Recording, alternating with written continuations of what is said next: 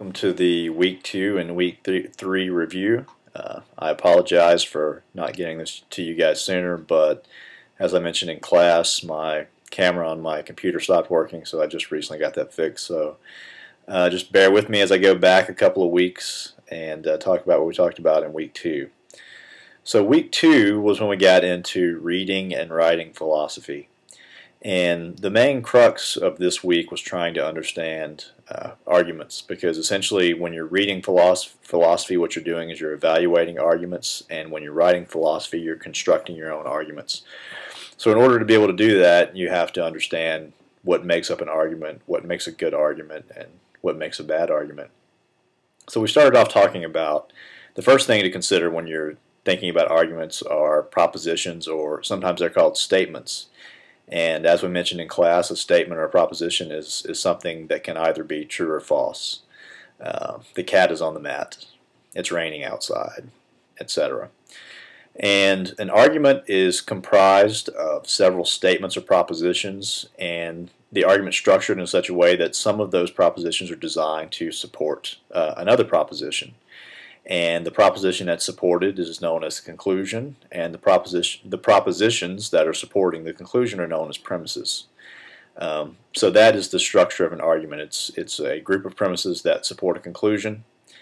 In order for something to be a valid argument, the technical definition of a valid argument is an argument where it's impossible for the premises to be true and the conclusion to be false. You can take that a step further. When considering a sound argument. A sound argument is sort of like the height of what you're looking for when you're talking about good deductive arguments is soundness. And soundness is when you have a valid argument, which, as I said, means that it's impossible for the premises to be true and the conclusion to be false. But just because it's impossible, if there's a valid argument where it is impossible for the premises to be true and the conclusion false, that doesn't necessarily imply that the propositions or the premises are true.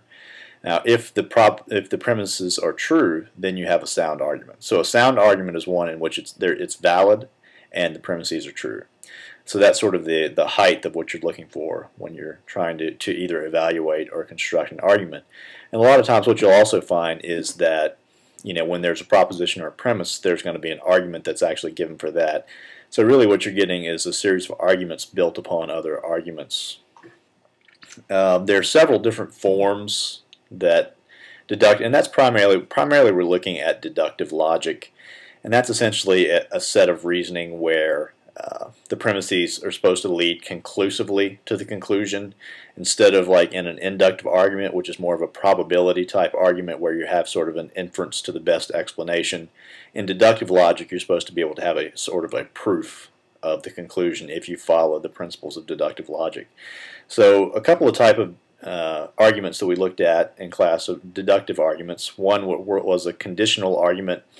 So if it's raining outside, you need an umbrella. You can see how that's conditional because it's an if-then statement. And then the second premise would be it's raining outside, and therefore you can conclude that you're going to need an umbrella.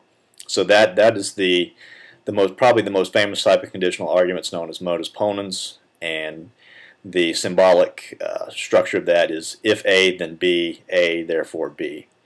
The second type of argument, conditional argument that's well known, is called modus tollens, and that's denying the consequent. And that is if A, then B, not B, therefore not A. So for example, if it's raining outside, you need an umbrella. You don't need an umbrella, therefore you can say that it's not raining outside. So that is modus tollens.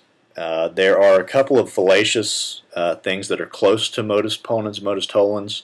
One is affirming the consequent, and the other is denying the antecedent. And so in affirming the consequent, if A, then B, B, therefore A, that's fallacious. And the other is, let's see, affirming the consequent, denying the antecedent. Denying the antecedent, if A, then B, not A, therefore not B. Both of those are fallacious and invalid forms of deductive argument. Another type of deductive argument that you'll see, if A, or A equals B, B equals C, therefore A equals C. So those are just some common forms of deductive arguments that you'll find. We also talked about fallacies a bit. One of the first fallacies we talked about was the straw man. You'll see that pretty frequently. And straw man is essentially where an author will take an argument from another author or philosopher, and they'll give a weaker version of that argument, like a caricature in a way of that argument, and then they'll attack that argument. So essentially, they're not attacking the full body of the argument. They're attacking a weaker or a straw man version of the argument, as it's called. Another one is ad hominem. Ad hominem is where the person is attacking the other person, like directly attacking their person instead of attacking their argument. So, for instance, people that could say, like, President Obama wasn't born in America, therefore his financial policy is silly. I mean, they're not even talking about his financial policy, they're talking about his personality and things like that. Equivocation, that was the example, the dangerous example that I cited in class, where the argument was, if man is a rational animal, woman is not man, therefore woman is not rational. Obviously there's an equivocation that's going on there between the first and the second premise. When they say man in the first premise, man is a rational animal, of course they're referring to man generally, so including man and woman. And the second premise is talking about the gender roles. So that's equivocation. And the last one that you'll see a lot is circular reasoning, or begging the question. They're not exactly the same, but oftentimes you'll see them used interchangeably.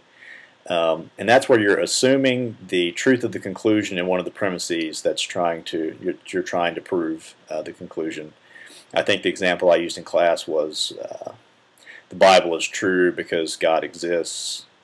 The Bible says God exists, therefore God exists. So you can see how that's actually reasoning in a circle. Then we talked a little bit about just some general writing tips and writing philosophy. The first thing is in choosing a topic, which can be challenging. And in this class, I will give you guys some prompts for topics. But if there are topics that you're really interested in, I'm happy to talk with you about those. But that's the key component. The first thing is you want to choose a topic that you're interested in, something that you feel passionate about, and you can do some research and write on. The second